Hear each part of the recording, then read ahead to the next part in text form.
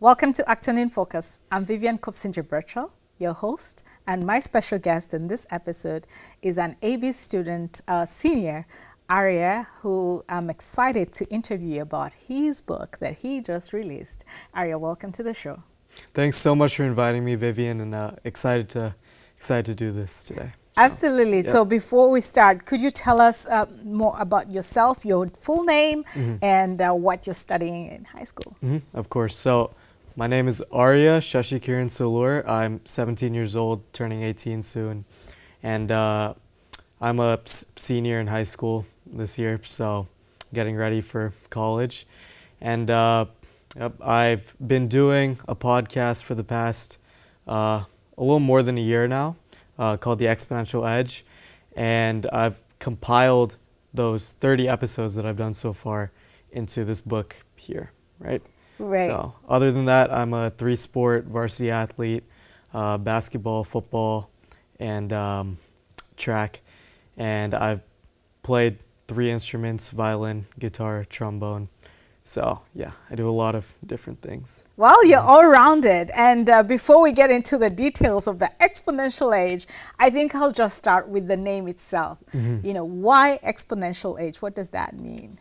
So Exponential Edge, the topic that we cover for the podcast and this book also, is topics and trends that are going to see that exponential adoption in the next few decades, right? So such as cybersecurity, generative AI, robotics, biotechnology, human longevity, just these fields that are going to see a rise in jobs, a rise in importance, and it's just where the world is headed, right? So that's the exponential part. And the edge part, one, it sounds good to have a little bit of alliteration, right? But that's actually a funny story because about a year ago when we just started the podcast and we're trying to figure out a name, one of those days, me and my dad were sitting in his office and he was explaining to me how computers and data, it shifted from, in the 90s, early 2000s, it shifted from a mainframe and a big server. All these offices had huge servers. I wasn't alive back then, but you know, I can only envision. And then it became more towards cloud in the late 2000s with Apple. And then finally, early 2010s, late 2010s, all the data started shifting towards the edge, right? So instead of cloud servers, it's just in the edge. So we thought, why not call it the Exponential Edge? Because that's where all this data is stored now. That's the future. And, you know, that's what this book and the podcasts are about. So. Right. Speaking of the edge, and, you know, first of all, thanks for that history, because I think you've kind of, you've systematically taken us through the phases of technology in a way. But you as a high school student, like what really drove you to do this, to first of all start talking about technology and the exponential edge? Yep. So there's a lot for me to say and I don't want to ramble, so I'm just gonna kind of give 3 concise things for how it went, how I got interested in this, and how it took place. So obviously junior year, going into junior year, is when you start to really focus on what you want to do in the future, right? You're starting to look at colleges, you're starting to look at what major you want to do, what job you want to have in the future. And me, like a lot of kids, I was pretty lost in what I wanted to do. A parent and adult would ask me, so what do you want to do when you're older? What field do you want to get into? I'm like, I don't know, right? So one day me and my parents are talking about that and I'm like, well, I don't really know what I want to do. So can you guys give me an idea? How do I figure out what I want to do?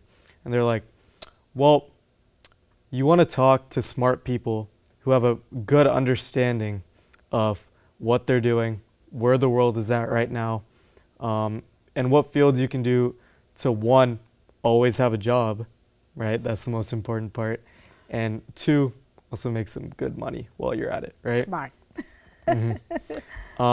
So I'm like, sounds good, right? But how do I do that, right? And so my dad is really interested in the Prof G podcast.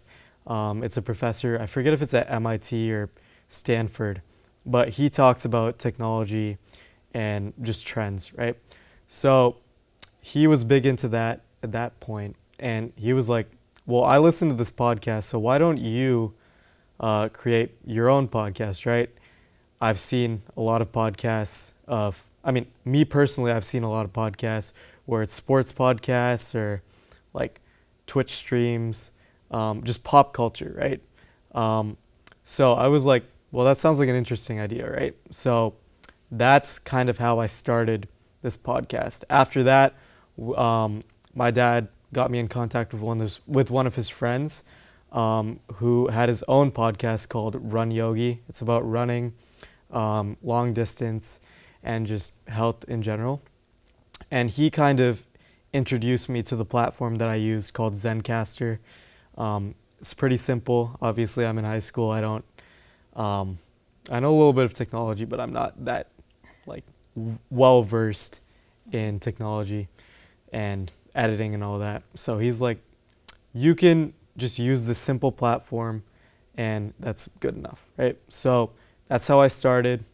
And after the first few podcasts, I started building up my LinkedIn profile, right? My network. I was like, so I have this platform, but I need to make kind of a brand for myself starting now. Why wait until I'm in college? Why wait until I have a job, right? Let's start now so I can get a head start. So as I'm doing that, I start connecting with these people in high places. I start connecting with people from Harvard, MIT incubators. And that's actually where some of my guests came from after that. So I interviewed an entrepreneur from a Harvard Innovation Labs incubator. Her name is Alicia Tulsi, and she is the CEO of a company called Moxie Scrubs, which they make affordable scrubs for nurses, affordable, comfortable scrubs for nurses, which, if you don't know, scrubs are very, very expensive for nurses. So that's what they do. And then another one that I did was at MIT Immersion Labs. That's not their incubator, but the CEOs who invited me there, they were from the MIT Delta incubator, and I had connected with them through LinkedIn, and they were CEOs of a VR company. So I started going more in depth to these really high profile colleges, incubators, and more high level entrepreneurs. And then I would say the third thing is just family and friends. I leverage family and friends, right? Mm-hmm. Obviously, I'm not in a profession myself, so I need to get any help I can get, right? So family and friends, and then I know I said three things, but there's a fourth. And this might be a little cliche, but sometimes it's just luck, right? Sometimes someone who you would never expect will reach out to you, right? That actually happened to me once. A CEO from an international company that accelerates startups. It's called Y Center. He reached out to me and we did an episode. And then it's just, you keep on grinding and keep on reaching out to people. Eventually, some people will say yes, right? So amazing story, and you're very inspirational. Thank you. And when it comes to, so you've talked about talking to different people, which means that there's a wide, so many topics around technology. Mm-hmm. I mean, technology is broad. Yeah. So when it came down to writing this book, mm-hmm. What were your focus areas? And I say that in the context of you have an audience for this book. Yep. Perhaps it will be a twofold question. What is the audience for this book, and how did you decide what topics you narrowed down to? Mm-hmm. Great question. So the audience for this book, in my mind, is mainly kids like me and also college students who are in the same situation as I am, right? They're trying to figure out what they want to do, where the world is headed. And the best field or major for the best return on investment, right? Because you don't want to go to college, do a degree for 4 years, and then not get a job, right? So that's the main demographic for the book and the podcast. But then also, as I started doing it, the insights apparently were very interesting to people who were already established in their fields and careers, right? So 20-year, let's say, veterans in their fields, right? They also have shown massive support for the podcast and this book as well, right? So it doesn't just extend to kids, teens, young adults, right? It's really anyone who's willing and wanting to learn more about where the world is headed, right? And actually, as I started doing this book, I was pretty surprised by the feedback from kids and teens like myself, because in my mind, this stuff might not be the most interesting for a high school student, right? But actually, I gained a lot of support, and people thought it was really cool that I was doing this stuff. So, great segue into my next question, which is going to focus on high school or teenagers or the young people. When it comes to technology, I think the interest has started picking up, especially with AI, with the advancement of definitely. AI. So in your interactions with your peers, and also as you were reading about the book, what are your thoughts about AI in the digital, or in this, well, the digital world, and the implications of AI on education and AI on youth? I know they're kind of intertwined, but I'll give you the flexibility to decide where you want to go with this question. Yep, definitely. So I actually just released a podcast with the CEO of Anthology. It's a company that uses AI for education. And one of the big ideas that we hinged on is that AI is a double-edged sword. So I'll go into that. AI obviously can help a lot, accelerate workload, accelerate efficiency, and generative AI specifically can help create new ideas at an exponential rate, right? So that's obviously where the world is headed. People are going to need to be fluent in AI, just like they're fluent in writing, just like a lot of people are fluent in coding, right? AI is that next thing that there's either going to be people who are fluent and they're going to be successful, or people eventually won't be successful if they're not fluent in AI. Who are behind. So, So AI is a double-edged sword. The other edge to that sword is obviously the nefarious activity that can happen with this easy-to-use tool, which is AI, right? So one of the biggest examples you talked about, teens, high school, is cheating with AI, right? So it's very easy for a kid to just go on ChatGPT, type up their question prompt for homework or something, and just get the answer, right? So AI, there's pros and there's cons. But the thing with that is that there's pros and cons for everything, right? There's pros and cons. Like, you drink too much water, it's not good for you, right? Pros and cons for everything. So what we talked about on that podcast was that schools need to leverage AI as a tool to kind of tap into a whole new world of learning that previously that they wouldn't be able to, right? So instead of thinking of AI as the enemy, right? Instead of thinking of AI as a plague on education and the learning of students, we think of AI as a tool that can help all different types of kids, no matter where they might be in course leveling, no matter cognitively where they might be. AI can create a specialized path for each and every individual, which is really what school systems are missing right now, right? School systems, you're in one class, everybody's learning at the pace of that class, right? But not everybody in that class is at the same level, right? Say you're in an honors class, right? There's people who are just squeak into that honors class and have to struggle really hard to grasp these concepts. And then there's people who, it's very easy for them. So AI, in my mind, and in a lot of these tech leaders' minds, can really help close that gap in learning and kind of democratize learning so that each and every individual can have a learning path for themselves. So I think that's where high schools in general, even colleges, are going to start to head in the future. That's where they need to head. Right. It's interesting you mentioned the democratization of AI in education, because I actually watched part of that podcast, and I remember you guys talking about that.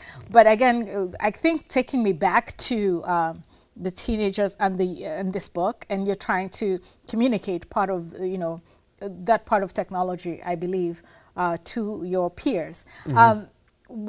And I know you say it could bridge the gap, but like you said, it's two-edged sword. It can also increase the gap because not everybody is comfortable with AI or has the tools to learn. AI is broad. There is people who are able to participate in machine learning, and but not everybody has that. And we don't know what categories in technology are going to thrive more than others. Is it the people who are capable of, who are more experienced in machine learning models, or the users of AI? And so there's that question. But I guess back to the book, what aspects of AI are you addressing, or even of technology, that you think are critical for your peers? So as I started this podcast and the book, I had 5 key areas that I was initially thinking of doing episodes on. So cybersecurity was one, because I had a cybersecurity startup at the time. It's called SecArmor, and we're actually scaling it a little bit this fall. Oh, you're scaling it? We're trying to, at least. Yay! Startups are keep us updated. So cybersecurity. 2 is generative AI, right? So AI that can create new ideas, and AI that can create new topics, right? 3 is biotech and human longevity. So the science of increasing the quality of human life and the human lifespan, right? 4 is climate tech, obviously climate change, climate tech, right? And then the 5th would be the reshoring of manufacturing. So as you probably know, because of China trade wars and a lot of geopolitics, the U.S. Is seemingly reshoring a lot of their manufacturing into the country, right? They don't want to keep depending on China. They don't want to keep depending on China, right? So that is another topic to where the world is headed. So those were the 5 key areas that I initially started with. And then as I kept going along, I felt that instead of focusing on these 5 topics, a lot of the companies that I focus on, a lot of the episodes that I was doing ended up focusing on the entrepreneurial spirit and business in general, right? The future of business. So that's kind of where the podcast and book ended up heading towards. So those are the topics. No, that is interesting, because again, thinking about the youth who are, again, your first #1 audience, is the bigger question is, what are they taking from this book? And it's great to hear that it's the entrepreneur spirit and ideas and nuggets. So I guess one of the last questions that I would have, I mean, it could go on and on, is where can people find this book? So this book is released on Amazon, and also you can purchase it on Kindle for a little less.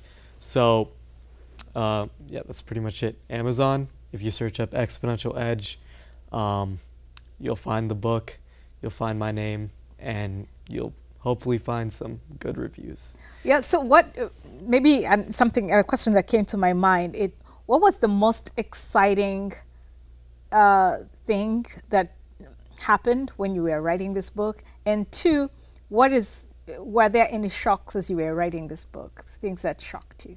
Mm-hmm. So I think the thing that shocked me most was initially I thought, hey, I already have all these podcasts. So I know we were talking about this a little bit before. You kind of harped on me being just able to transcribe my podcast, right? So that's where my mind was at the start of the writing process.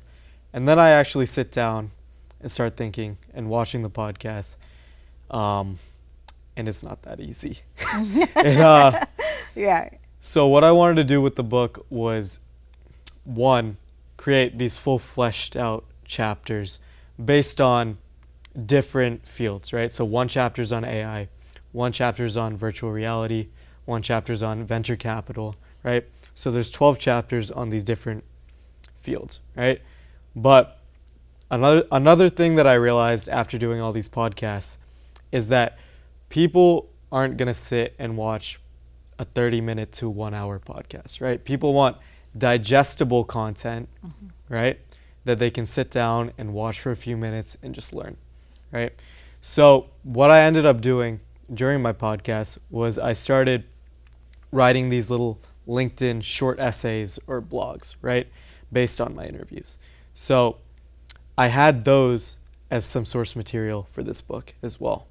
And for the book, it's kind of the same thing, right? Some people just don't want to read a whole chapter, sit down and read a whole chapter. So what I did, and what I had to do at that time, was I had to figure out how to make a short 1 or 2 minute read for people who just had a few minutes and wanted to learn about a specific topic. So what I did was at the end of every podcast, I ask the guest for 5 key takeaways from our entire conversation, just to sum up. So I thought, why not do the same thing for the book, right? So at the end of each chapter, there's 1 minute takeaways. At the end of every guest profile in the book, so in each chapter, there's 3 to 4 guests. There's key takeaways from that guest's profile, right? So takeaways from the guests, and then at the end of the chapter, takeaways from that entire chapter, kind of like a too long didn't read, right? So keeping that in mind, when I was making the book, I had to figure out how to write and format the book to where I could make one like field or topic for the chapter. I had to search for every podcast that fit into that chapter, pick the best ones, and then I had to make it into a plot, right? It's not just transcribing the podcast into the chapter, because I have to make a cohesive plot since it's a book, right? Yeah. And also it's educational. So I need to start with what the field is about. I have to talk about what that specific guest does, their kind of bio, and then about what their takeaways and what their insights in the podcast had to do with that specific field. So that was kind of the shock aspect of it, because that took a very long time. And then furthermore, definitely. And then furthermore, I had to pick the most important parts, as if somebody didn't read the whole chapter for the end of the chapter, right? So that was kind of the most, I wouldn't say surprising, but shocking part for me as I started delving into writing the book. And I forget, you asked something. What excited you? Yeah. What excited me was just seeing all the work that I had done with the podcast, everything I've learned kind of coming together into this book, which when I hold the book in my hand is just like, it's crazy because I wrote this, right? And I wouldn't imagine having written a book 1.5, 2 years ago, right? But just having something that is all the knowledge, all the good things that I've learned that are going to help me in life in this book, all the expertise, and being able to share that with other people, some of my friends, my teachers, just anyone who might want to read it, right? So. Well, first of all, I want to say again, congratulations on publishing your book. That is not a small task. It's certainly very inspiring, and for sharing everything that you've learned with us through the book. I haven't yet read it, but I'm certainly intrigued, and we'll look forward to reading it. And I guess just picking from what you just said, what are some of the 5 things you'd like our viewers to take away? Okay, well, see, this is kind of full circle because when I ask this in my podcast, my guests are usually a little shocked, right? They're like, wow, 5 key takeaways is, it's a lot, but let's go ahead. I'll try. Okay. Right? So I guess one would be that no matter what you do in college, you should try and hop on the next trend, right? You should try and always be ahead of the pack, right? So that being said, one of these examples of a field that was ahead of the pack but now might not be is computer science, right? 20 years ago, all our parents were getting into computer science. It was the it field, and now some people are struggling to find jobs in that field, right? So stay ahead of the curve is one. 2, I would say, is try and find your best return on investment in college, right? Don't just obviously think about what you would like to do, but also think about, hey, if I'm going to this college and it's costing this much for this degree, are there any better options that will help me with what I want to do in the future, right? So best return on investment, right? You don't want a lot of student loans for something that might not really even help you in the future, right? 3, I would say, is just reach out to people, grind, hustle, because you don't know when something will shape out your way, right? I probably messaged 200, 300 people on LinkedIn, right? And some of the success stories, I'll give you an example. Co-founder of Tinder, right? It's probably my highest profile guest. Never in a million years would I expect that he would even respond to my message, but he responded and we ended up doing a podcast. So always keep grinding, keep hustling, because that's the most important thing for your success. It's not about your grades. It is a little bit, but it's not just about your grades. You can have straight A's and not be successful. It's about your grind, your mentality. 4th, I would say, is never, kind of going along with that, never give up, right? I, unfortunately, have had a lot of sports injuries, or not a lot, but 2 major ones. Last year, I tore my left Achilles right before the football season. Ouch. Out my entire junior year for all 3 sports.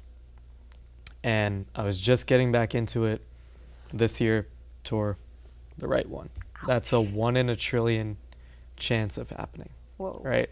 Nobody at this age, this is what I've been told, right? Nobody at this age tears their Achilles in activity, mostly. And nobody tears both in the span of a year, right? And sports are probably my first love in life, right? They're the thing I like to do the most. And me not being able to do that obviously took a huge mental toll, especially with this one, because at least the first one I had hope that, hey, I have my senior year, I have my senior season. This one was a huge blow. This one was I'm sorry. Yep. But like I said, never give up. Always look at the bright side.